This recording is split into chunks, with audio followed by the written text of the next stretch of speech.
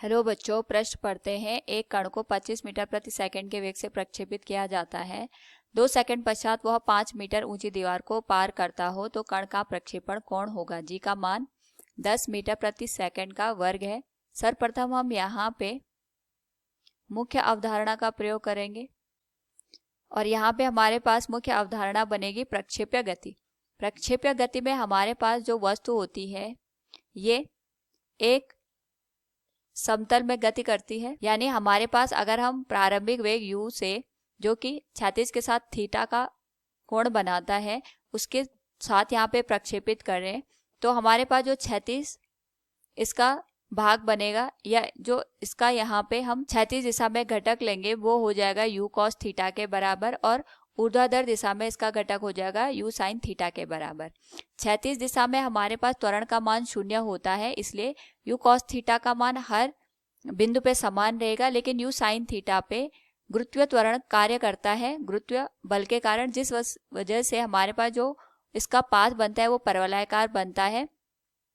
और इस तरीके की जो गति होती है इसको हम प्रक्षेप्य गति का नाम देते हैं। यहाँ पे हम कण की जो प्रारंभिक वेग है उसको 25 मीटर प्रति सेकंड रखते हैं। 2 सेकंड के बाद ये यहाँ पे 5 मीटर ऊंची दीवार को पार करता है, तो हो सकता है हमने इसको इस तरीके से यहाँ पे फेंका हो कि हमारे पास यहाँ पे 2 सेकंड के बाद जो इसकी गति होगी कुछ इस तरीके से होगी, लेकिन ऐसा नहीं है कि ये यहाँ पे अधिकतम ऊंचाई को प्रदर्शित कर रहा है। 5 मीटर के बाद हमारे पास यहाँ पे जो समय लिया गया है वो इसका आवर्तकाल नहीं होगा। जो 2 सेकंड है इसके आधार पे हम ये नहीं कहेंगे कि हमारे पास अधिकतम ऊंचाई को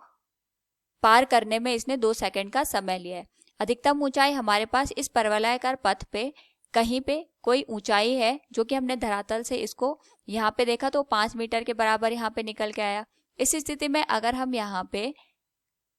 जो वेग है इसके 2 घटक देखें तो ये बन जाएगा u cos थीटा और ये वाला घटक बन जाएगा u sin थीटा के बराबर। इस स्थिति में हम यहाँ पे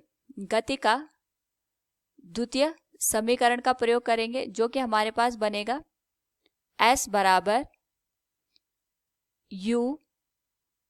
गुणा t और यहाँ पे हम ऊर्ध्वाधर घटक लेंगे वेग का प्लस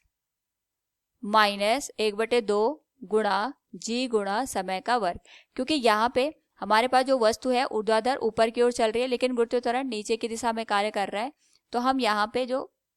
ऊंचाई है उसको ऐसे प्रदर्शित करेंगे। u y का मान यहाँ पे u sin थीटा के बराबर हो जाएगा और समय हमारे पास यहाँ पे 2 सेकंड के बराबर है, क्योंकि जो हमारे पास गुरुत्वीय त्वरण है नीचे की दिशा में काम कर रहा है तो हम इसको यहाँ पे ऋण चिन्ह के साथ प्रदर्शित करेंगे। इसका मान 10 के बराबर दे रखा है और ये आ जाएगा 2 के वर्ग के बराबर।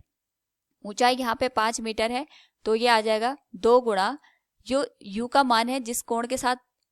थीटा जिस वेग के साथ हमने इसको फेंका था वो 25 मीटर प्रति सेकंड हमें दे रखा है, तो ये 25 से गुणा हो जाएगा गुणा साइन थीटा ऋण ये आ जाएगा 2 पंजे 10 2 दूनी 4 पंजे 20 के बराबर और यहाँ पे साइन थीटा का जो मान आएगा ये आ जाएगा हमारे पास